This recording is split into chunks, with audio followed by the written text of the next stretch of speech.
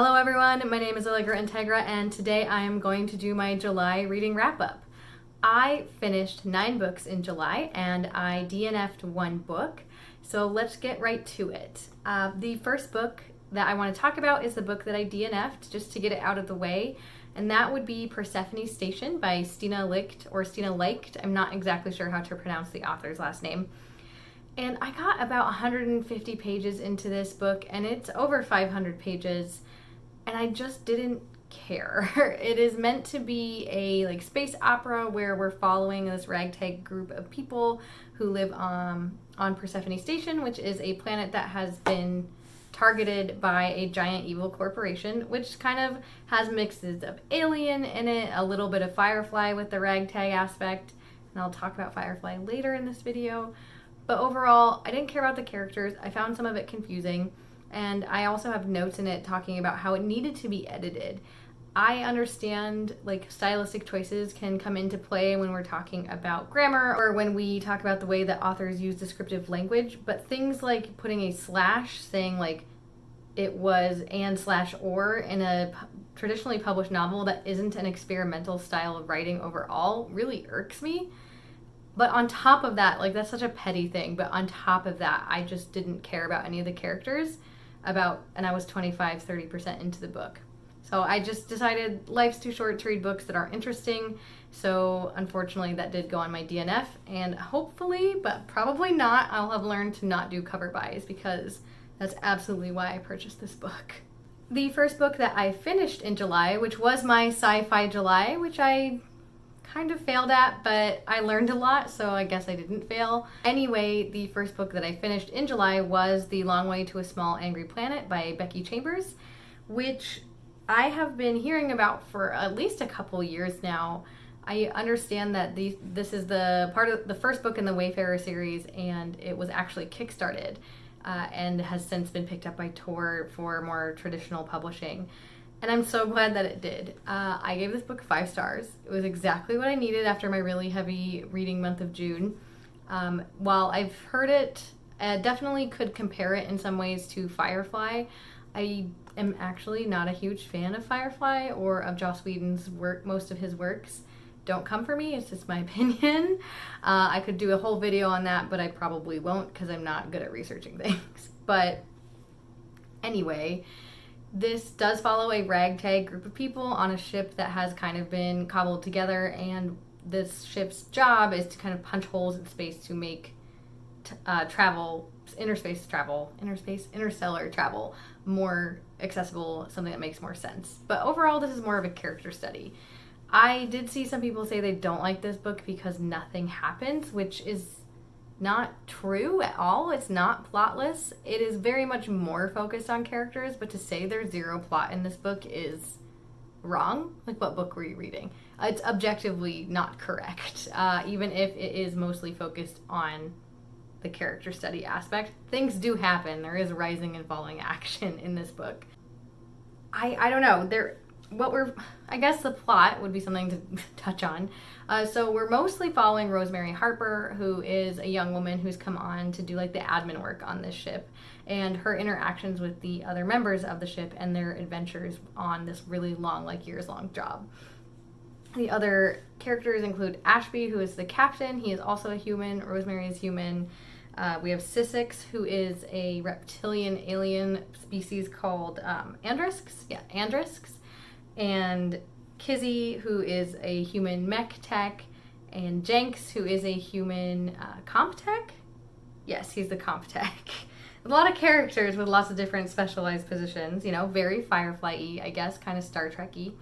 Then there's Corbin, who's the algaeist, and in this world they use algae as a type of fuel, so I actually briefly did research on yeast and energy and renewable energy, so I thought that concept was really cool, even if scaling it up doesn't necessarily make sense. I'm okay with a little bit of fantasy in my far-flung sci-fi. It's okay.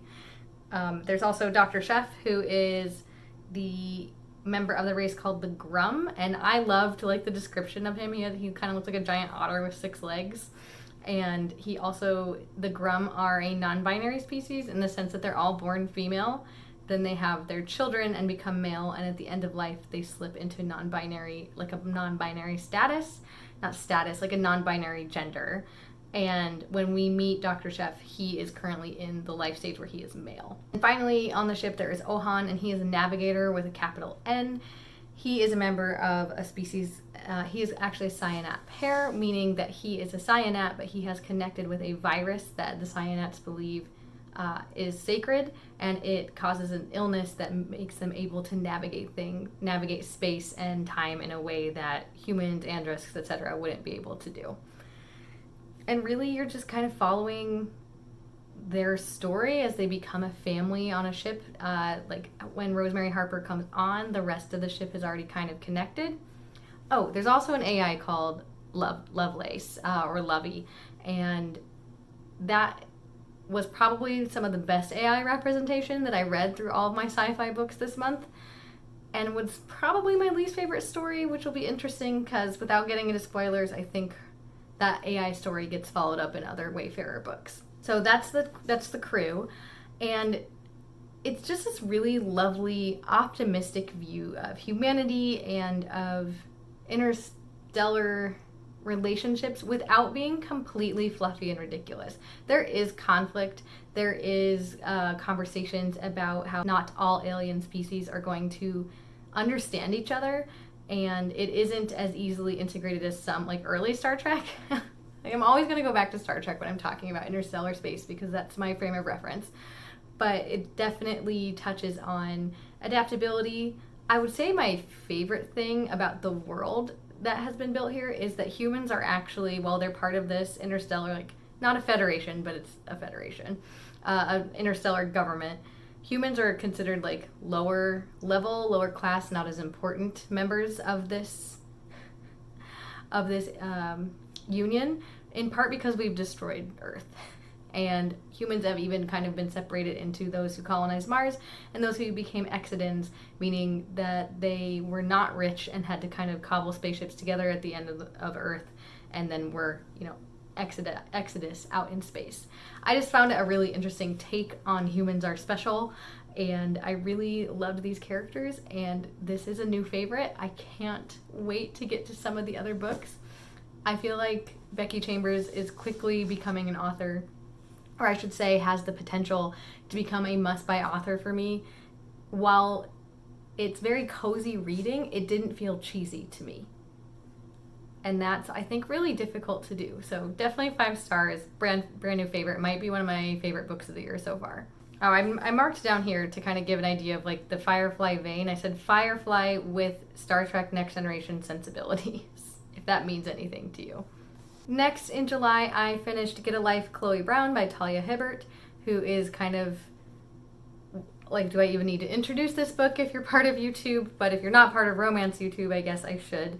So this follows the story of Chloe Brown, who, after having a near-death experience, decides that she needs to have, like, a bucket list of things to do to make her life seem more interesting, because, well, this isn't how funerals and obituaries work. She jokes about how her obituary, I cannot say that word today, obituary, would have basically said that she was a boring person.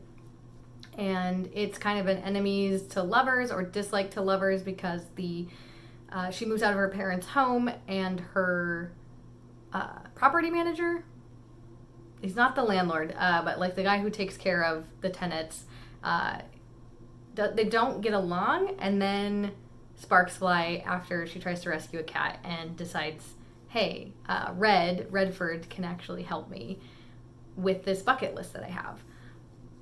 I'm not a big romance reader. I did like this. I think romance is a bit too on the corny side when it's the primary genre for me. I wanted to push myself out of my comfort zone, and I thought this would be a good place to start because it's such a popular romance. And I do think it was really well written. There's a lot of quirkiness to the characters Chloe and Redford, and you get bits and pieces of Chloe's sisters who each have their own book as well. But it didn't feel over the top. Like, the quirkiness felt relatable. I know people like both Redford and Chloe. And I also appreciated that this book has what sounds to me like extremely on point, like chronic illness disability rep. And I do not have a chronic illness that involves pain, but I liked the way that it was explained in this book and it was approached in this book. And I also really appreciated how it looks when someone is overcoming or healing from a domestic violence situation. So I thought that was really well done without being exploitative. Again, can't talk great today. But it was really cheesy, and I felt like the quirkiness kind of lulled you into the sense that this was going to be a clean romance, and it is really dirty. I don't mind dirty scenes, but it just felt like it ramped up out of nowhere from like the corny-ish, cheesy, cutesy side of it into like really explicit sex. Which again is totally fine. I'm not against steamy romances, but it was kind of a shock, even though I knew this was a dirty book. So take that as you will. I know some people said that they thought that the third act conflict seemed convoluted, but as someone who has a lot of knowledge about, for example, healing from domestic violence, I think it was actually portrayed really realistically and resolved in a way that made sense to me when we're talking about healing, not necessarily even from domestic violence, but maybe from an unhealthy relationship and how that can impact the early parts of a new relationship. Overall, though, because romance is still not my thing and there was that unevenness in tone, I did give this 3 stars. I plan on reading the other sisters' books as well because it was cute and it was a nice, fluffy, like summer read, but it's not necessarily turning me on to, which is a weird turn of phrase, or rather appropriate turn of phrase to use, but it's not like making me really want to reach for more romances as my first pick. And the next book that I read in July was actually a middle grade graphic novel. So 2 in a row, one not being my sci-fi July goal and kind of being out of my normal reading comfort zone. And that would be Snapdragon, and that's by Kate Lehigh. This is the story about a young girl named Snapdragon Bloom and her experience with an older woman who she thought was a witch who the rumor in the town is that person is a witch and she eats animals, and then finds out there's a lot more to not only Jax, the witch, but also her friends' lives as well, and her mother's and her grandmother's life. I think this book was absolutely beautiful. I also really loved how the LGBTQ rep in this is done in a way that isn't traumatizing. So many middle grade and YA books that approach the themes that Snapdragon approaches do it almost rooted entirely in like negative family responses or negative experiences. And while they didn't gloss over the fact that coming out or being queer or being LGBTQ plus in different time frames and in different parts of the world, they didn't like make it sound like, oh, it's always great and everything's great now, but they also didn't make it traumatizing. And it was displayed or written in a way that was also like very age appropriate for middle grade. I just thought this was adorable, and it was kind of the perfect middle grade story, as well as the art and the overall arc. I don't know, it was just really beautiful. I'm not being really articulate about this. I'm not used to reviewing middle grade because clearly it's not aimed at me, but I adored this. I think it had just the right amount of scary for that age as well. There's a little bit of creepiness to it with a family legend, and I don't know. I definitely check this out if you like middle grade or you have people in your life who are age appropriate for it. I think this is a must buy. It's probably obvious. I gave this 5 stars. Next in July, I read The Seep by Channa Porter, and this is a short novella. Again, I'm getting redundant. It's a novella that is kind of considered like the gentlest alien invasion story that you'll ever read.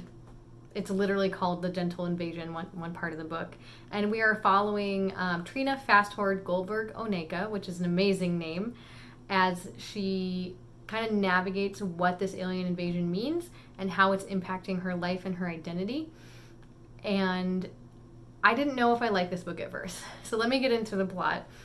This alien called the Seep comes into our water supply and just starts infecting everything, but it's not to take over or to hurt us. It actually wants to understand what it's like to be corporeal, and it wants to make our lives better by making it kind of utopian. This is a pretty interesting view of grief because Trina's wife Deba actually chooses an interesting way to kind of relive her life by using the Seep to age backwards and become a baby again. And then it follows Trina after her wife chooses to do this and is thus leaving Trina, and what that means for her, and what a utopia might actually look like when human beings are often driven by things like grief, or often driven by things like trying to improve ourselves. Because this is a novella, it was pretty brief, which makes some of the points a little bit heavy-handed because you don't have as much space to explore them. But I really liked some of the questions that it asked, and in my physical copy, it's just tabbed all over the place. Like, there's so many tabs, so I clearly resonated with this. And I did end up giving it 4 stars, knocked off a star because sometimes the theme was just a little like, here's what I'm talking about, and you'll see me say that a lot. I think that's pretty consistent in my reviews. Like, some of the overarching themes here is, what is art without tension? What is humanity without a goal or work or intentionally creating a community because you have everything that you need? What does grief actually look like when we can literally go back and relive our childhoods and we don't necessarily have to die? I really like this concept of a soft invasion and the conversation that it started about what is art, what is being human, which is, I mean, clearly so common in sci-fi. And it talks about how, like, a very alien experience of art, a very alien experience of grief, a very alien experience of what it means to be alive. And I do think that was done really well. It was a bit too short. I think it would have done better with more explanation, and it's one of the weirder sci-fis that I've read in a long time, and I did enjoy it, so 4 stars. After The Seep, I read another sci-fi July book that I had been planning on reading, and that is The Echo Wife by Sarah Gailey. I do want to take a moment to state that I misgendered Sarah Gailey unintentionally in my TBR book, and Sarah uses they, them pronouns, which I will be using from now on. So the basic premise of this is it's a clone story where Evelyn Caldwell is a brilliant scientist whose husband has left her for a clone of herself, and then one day she gets a call from the clone and discovers that her husband has been killed. Which sounds super cool and super thrilling, and I didn't like it. I think the concept is a really interesting concept, but because Sarah Gailey tried a little too hard to get into the hard science parts of it and made it too recent, I think that impacted my enjoyment of the story. There are some really neat through lines through this. Again, it's something that is exploring grief, a theme this month apparently in my science fiction. But I found the ethics around certain things, and I found the science itself a little bit weird. For example, how could so Evelyn's clone is named Martine, and somehow Martine has been kept a secret. Like, her husband created Martine in response to Evelyn always being busy with her work and actually being better at being a scientist than her husband, and not wanting to have children. Evelyn didn't want to have children because of her own fraught childhood that gets woven in and out of the story. But how could you grow an entire human and keep it a secret? Like, that doesn't make any sense to me, and it's not explained. There are conversations about how clones age slower and clones, like, get sick less often, which also makes no sense when we know about cloning, what I know about cloning. And while I've never cloned a human being, clearly, for a number of reasons, I did some cloning of bacteria in college, and yeah, that's the conversation to be had about what clones actually do and how complicated it is. I don't know, I had a hard time suspending disbelief, which is funny because I can absolutely suspend disbelief when it comes to physics in, like, Becky Chambers' book, but I wonder if that's because I'm not as good at physics as I am at genetics. Not only the genetic and science part, but there's a bunch of sketchy stuff that Evelyn and Martine get up to that no one notices.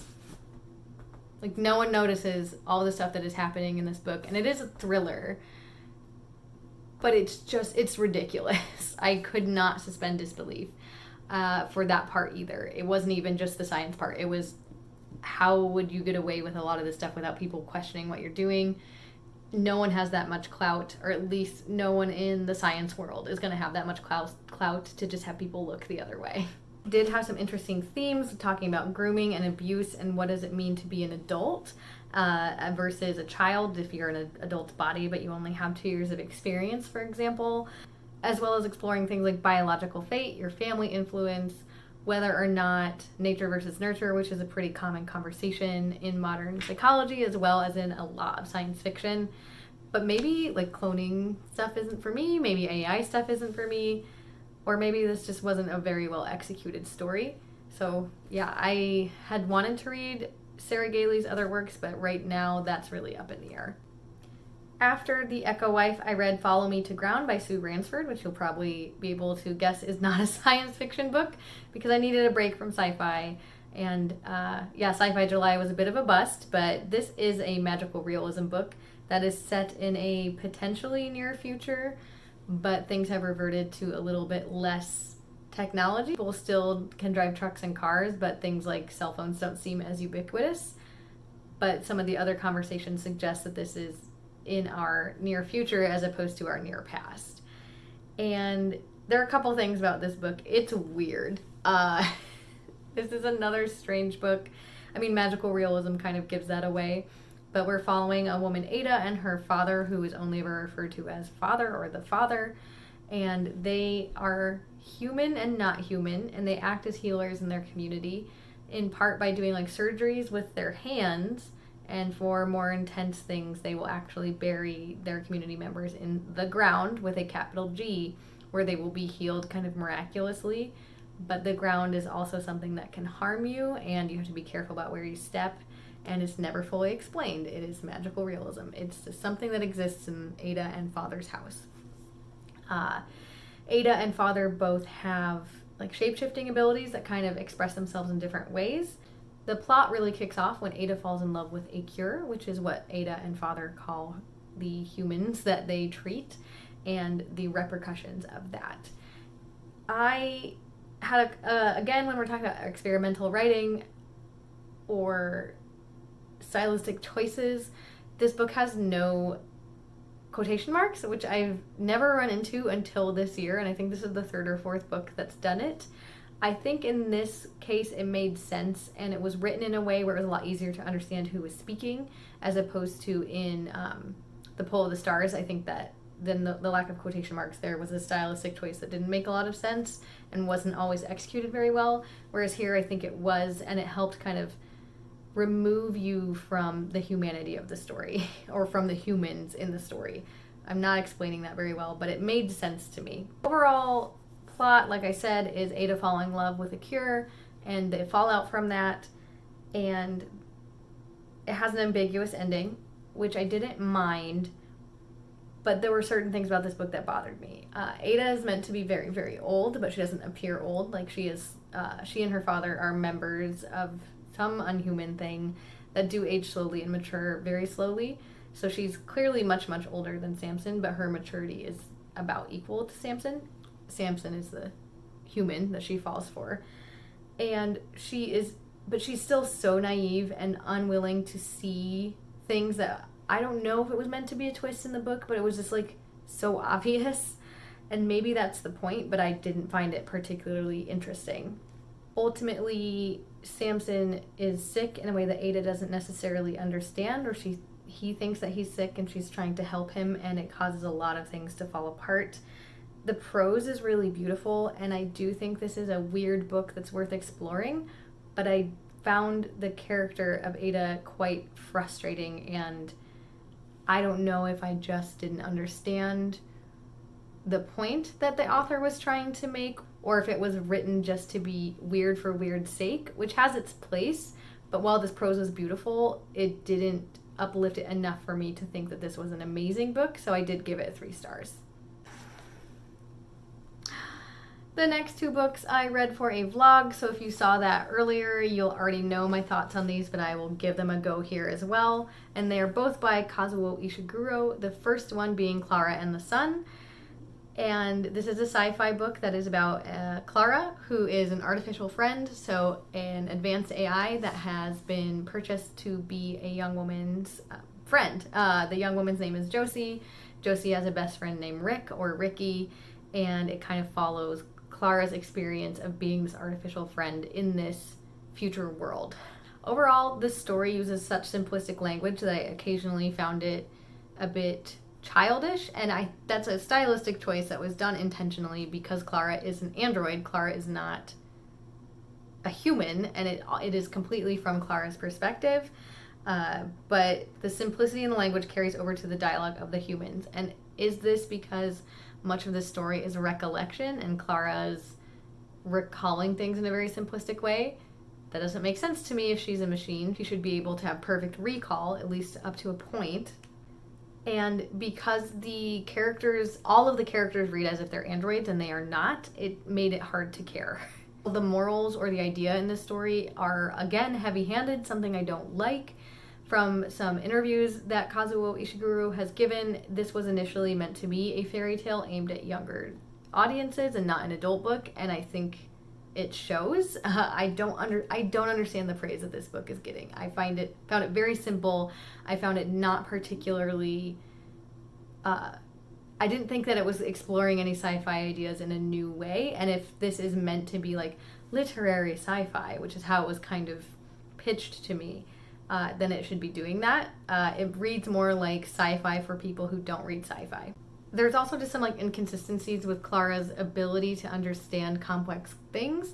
She is an android who apparently doesn't have access to the internet in a world where children are homeschooled to the point where they have to be like introduced to other kids in social settings because otherwise they'd never see other kids to make sure that they are like ready to go to college.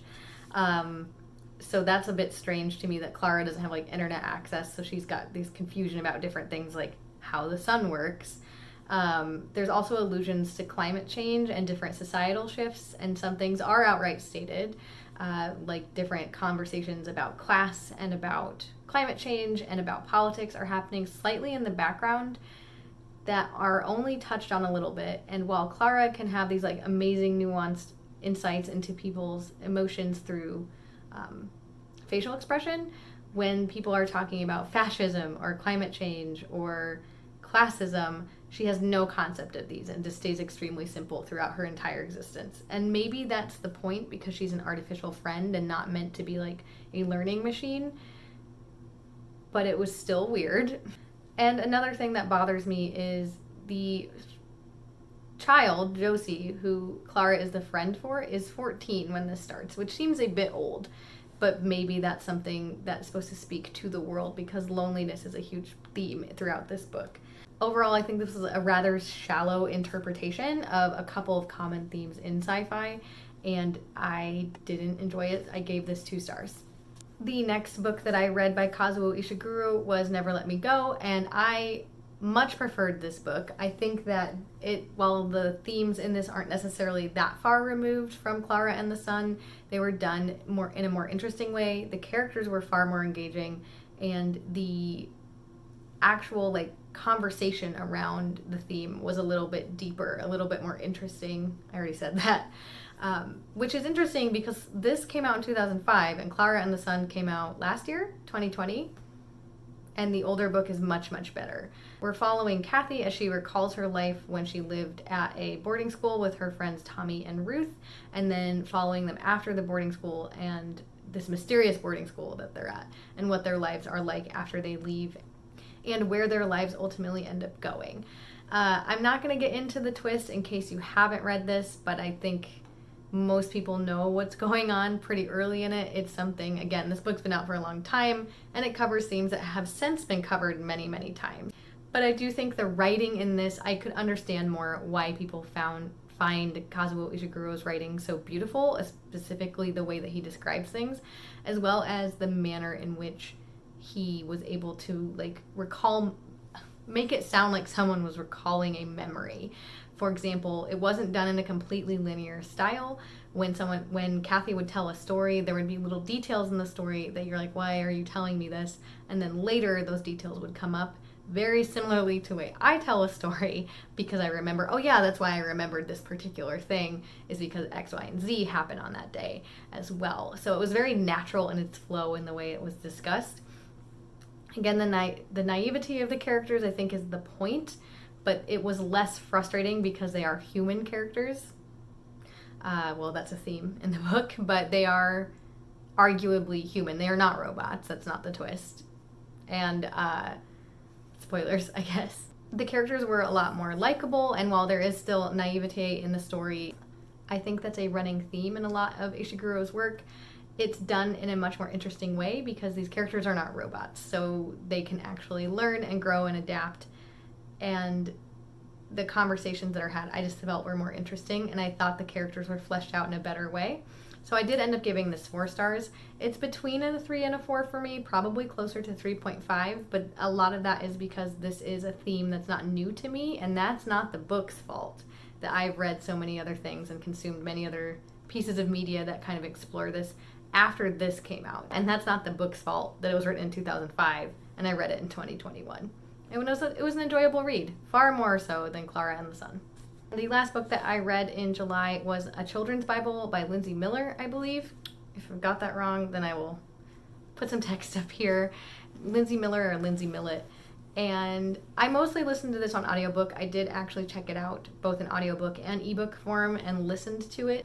So the basic gist of the story is we're following our narrator, Eve, who's on a vacation with her parents and a bunch of her parents' college friends and those people's kids. And the teenagers are kind of disaffected. They can't stand their parents, but the twist or like the conceit of the story is it is near the end of the world with climate change, and disasters start to happen while the parents are having their last hurrah, and the teenagers are just over their parents' like disaffected attitude about bringing children into a world that is ending, or having made that decision. And it's a pretty intense, deep book for how short it is and how like removed the narrator is. The audiobook narrator does an amazing job of expressing like teenage girl ennui and frustration in her inflections. I thought it was done and directed really, really well. Some of the Bible imagery, like clearly there's going to be a lot of Bible imagery. It's called a children's Bible, was a bit on the nose and a bit silly. And this book goes from being very like slow and following someone who's just like wrapped up in their teenage angst, and it ramps up really fast and like the stakes get really high really quickly, and then the following action is kind of abrupt as well.